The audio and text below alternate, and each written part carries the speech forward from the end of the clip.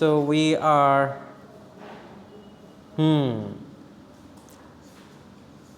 so therefore sorry I made a mistake. It's 430 lines. 430 লাইনের একটা কবিতা, বাট উইল বি রিডিং হয়তো বা আমরা I be giving you some, কারণ ওয়েস্টল্যান্ড না পড়লে আপনারা আসলে জানবেনই না আধুনিক সভ্যতা কী। রবীন্দ্রনাথের হচ্ছে গিয়ে যে সভ্যতার সংকট আর টি.এস. এলিয়টের দ্য ওয়েস্টল্যান্ড, দুটো একসাথে পড়তে হয়, পড়লে বুঝতে পারবেন যে কোথায় কী হচ্ছে।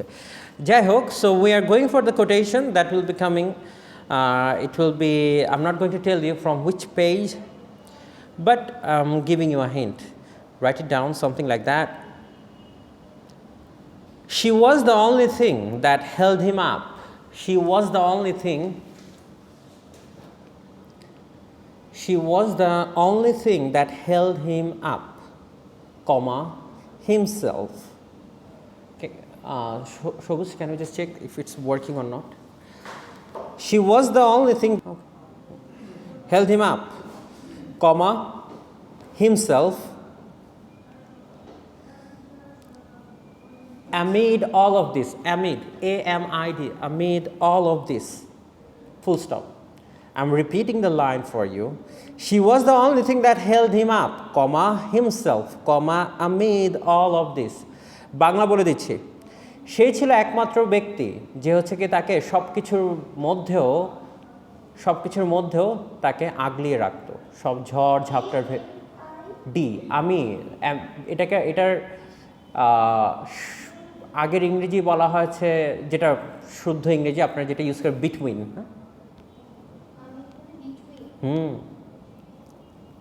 ডান, ফুল স্টপ। তার মানে কি বললাম?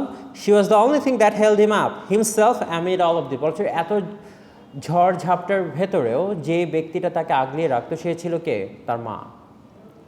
And she was gone, and she was gone, comma, intermingled herself,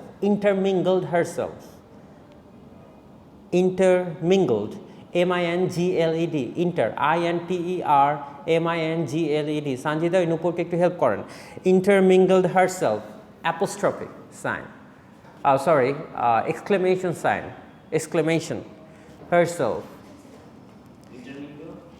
herself, exclamation sign দেন একটা, অবাক চিহ্ন দেন। দিয়েছেন? He wanted her to touch. He wanted her to touch.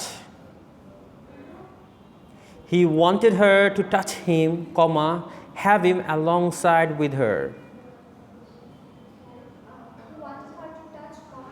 না, comma না. He wanted her to touch him, comma, have him alongside with her.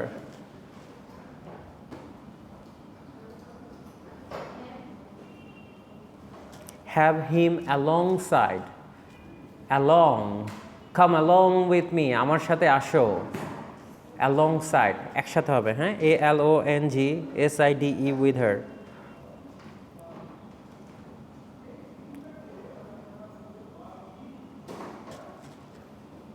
Done? শেষ। So যেন একটা কাজ দিয়ে দিই, ছোট্ট একটা কাজ।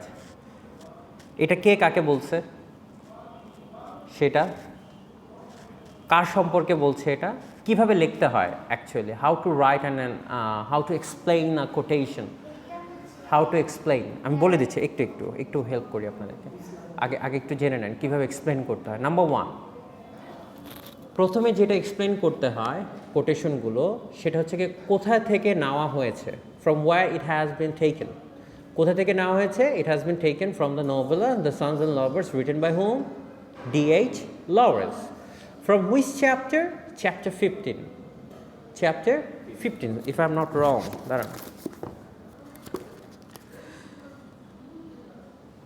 No. It's part 2. Lecchen, it's part 2. It's part 2, chapter যেটাকে বলা হচ্ছে কি যে 25. Chapter 25, not 15. Chapter 25. লিখেছেন? Okay. Chapter 25. Sorry not chapter 25, chapter 15 আমার ভুল হয়েছে। হ্যাঁ, XV 15 ডান, চ্যাপ্টার 15। বাকিটা আপনি খুঁজে নেবেন এবং আমার মনে হয় আপনার জানানো কে কাকে বলতেছে কি বলছে। সো এটা পরীক্ষা আসবে, ঠিক আছে। It will have 5 marks. কত মার্কস থাকবে? 5 মার্কস। ক্লিয়ার সবাই? দিয়ে দিবে, সানজিদা দিবে আপনাকে। বই আনছেন? বই আনলে তো বই বের করলে আরও সোজা। আচ্ছা, এখান থেকে কি কি কোশ্চেন দিয়েছিলাম সানজিদা? সবুজ হুম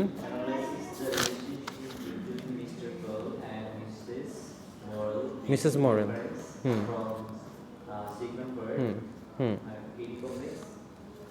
ইডিপাস কমপ্লেক্স হুম।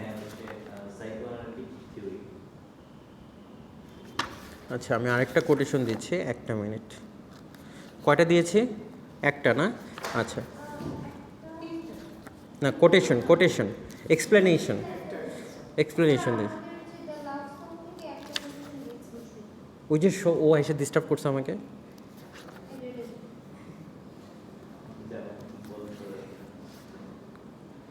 ছিল মিছিল বলে পরীক্ষা।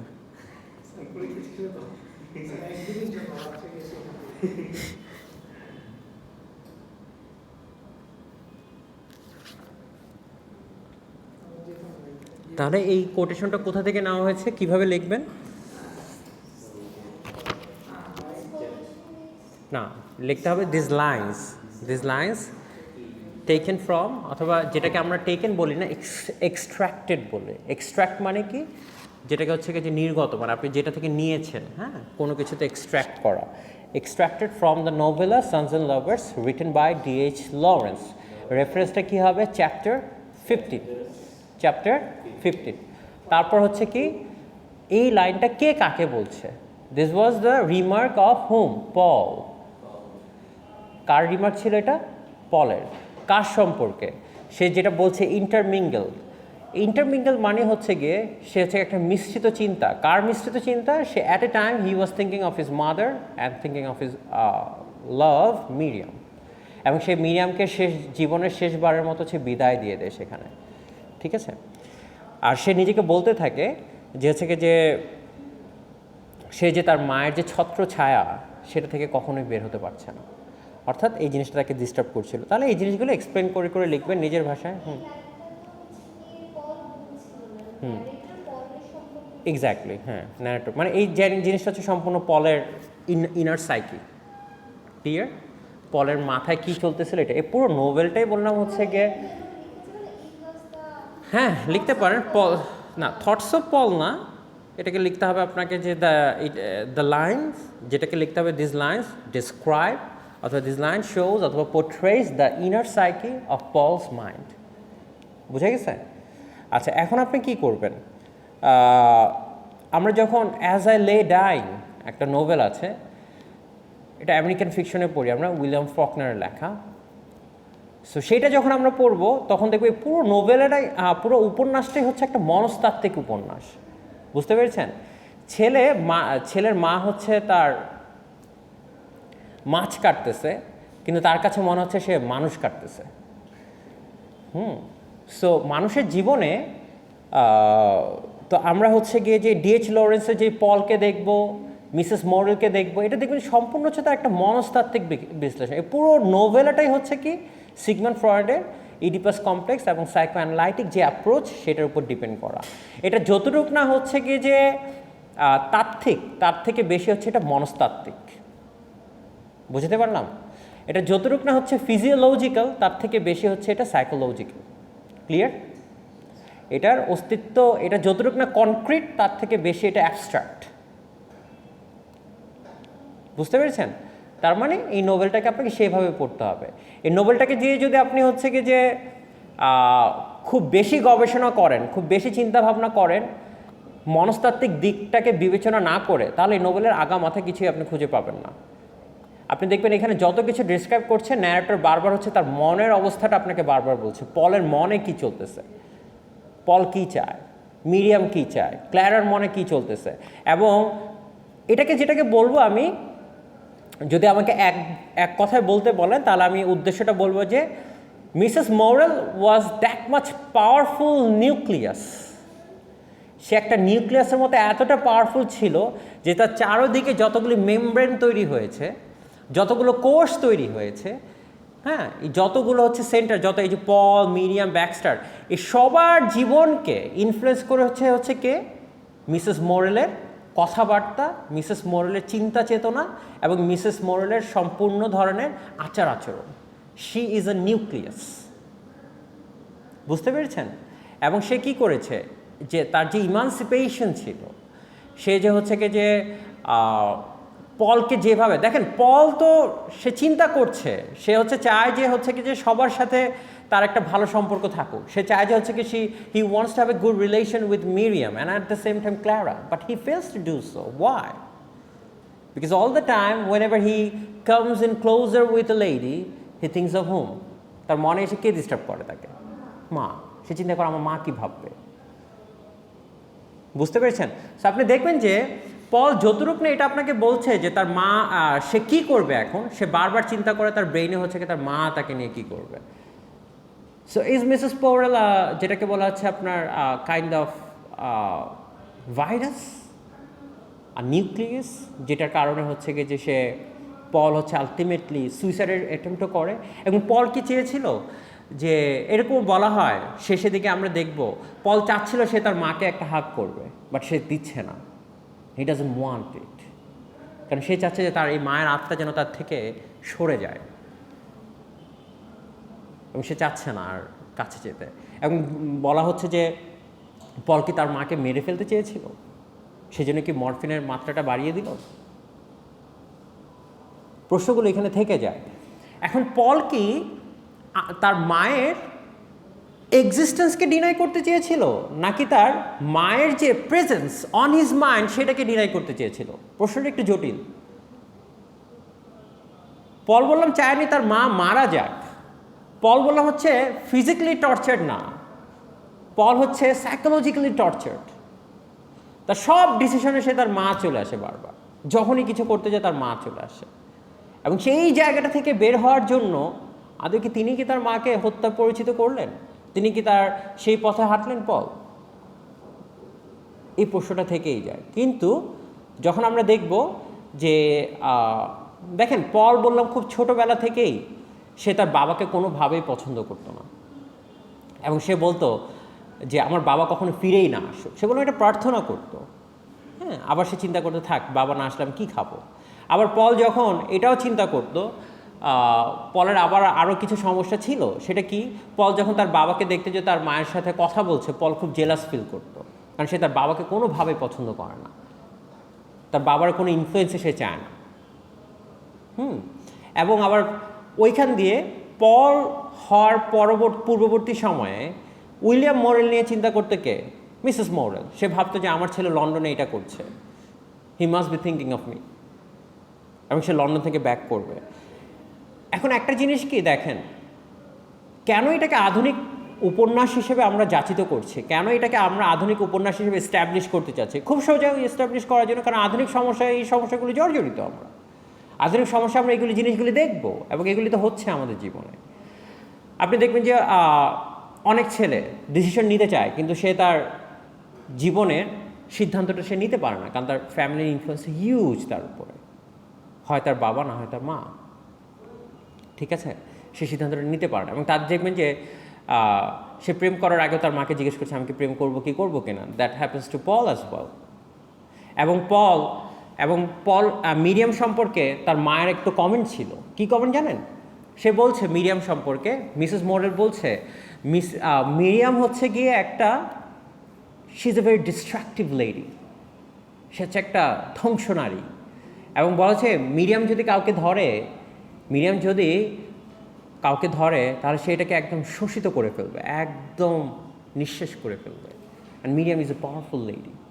এবং মিরিয়াম এবং হচ্ছে কি মিসেস মোরেল সবসময় ভয় পেত যে নিশ্চয়ই সে পলকে ওই কাজটা করবে, কারণ মিরিয়াম ছিল, she was very much religious at the same time, conservative at the same time. এবং মিসেস মোরেল সবসময় ভয় পেত যে মিরিয়াম হয়তো বা পলকে একদিন সত্যি তার থেকে ছিনিয়ে নেবে। কিন্তু এবং এই জিনিসটা কি জানেন, ইটস আ ব্যাটেল। কি ব্যাটেল? ছেলে কার? ছেলেকে আমাকে বেশি ভালোবাসে না তার বউকে বেশি ভালোবাসে, রাইট? অনেক সময় প্রশ্নগুলো, এই প্রশ্নগুলো হয়তো বা আপনি এখন এইখানে যেভাবে পড়ছেন হয়তো বা একটু অযাচিত লাগছে আপনার কাছে, হয়তো একটু অসভ্য ফিল আসছে। কিন্তু এই অসভ্য ফিলিংসটা বললাম, সমাজে যখন আপনি তাকাবেন দেখবেন যে এই অসভ্য ফিলিংসটা বললাম সভ্য মানুষরাই তার মনের ভিতরে লালিত পালিত করে। কিন্তু সেটা কিভাবে? ভদ্র পোশাক পরে, সেটা হচ্ছে ভদ্র ভাষার ছলে একটা মায়া কান্না এবং মায়া ভেজা জল চোখে আপনাকে বলবে, কিন্তু আপনি কিছুই বুঝবেন না। হয়তোবা এই ব্যক্তি ডিএইচ লরেন্স হয়তোবা আপনাকে, কিন্তু এখন কথা হচ্ছে যে আমরা যদি চিন্তা করি ইংরেজি সাহিত্যে, ইংরেজি বিশ্বে এরকম ঘটলো, শুধু ইংরেজি বিশ্বে না পুরো বিশ্বে এরকম ঘটছে এবং ঘটবেই, এটাই স্বাভাবিক। এটাই হচ্ছে সৃষ্টির একটা বিস্ময়কর অবস্থা। বাট মানুষ হচ্ছে বাই ডিফল্ট জেলাস। মানুষ হচ্ছে জেলাসি, কেন জেলাসি করে সেটা মানুষ নিজেও জানে না। মানুষ হিংসা করতে কি ভালোবাসে, নাকি মানুষ হিংসাকে ভালোবাসে, নাকি হিংসাই হচ্ছে তার একটা চরিত্র, এটাই প্রশ্ন আসলে। মানুষের হতেও পারে মানুষের একটা চরিত্র যে সে হিংসা করতেই ভালোবাসে। কোনো মানুষ হচ্ছে গিয়ে যদি কেন হিংসা করে সেটাও একটা প্রশ্ন আসলে। মানুষ এত হিংসুটেই বা কেন হয়? যেমন ধরেন যে পাশের বাড়িতে যিনি হচ্ছেন গিয়ে একজন ধরেন যে সুন্দর মেয়ে বিয়ে করে নিয়ে আসছে, পাশের গ্রামের বাড়ি থেকে দেখবেন যে হ্যাঁ ওর বাড়িতে এত সুন্দর বউ আসছে, হ্যাঁ আমার বাড়িতে কেন সুন্দর বউ আসলো না, হ্যাঁ সে তার ছেলেকে ধরেন যে তোর যোগ্যতা নাই, বিভিন্ন ধরনের প্রশ্ন নিয়ে দেখবেন যে এই সমস্যাগুলো বললাম হচ্ছে সমাজে খুব প্রকট আমাদের মনের ভিতরে।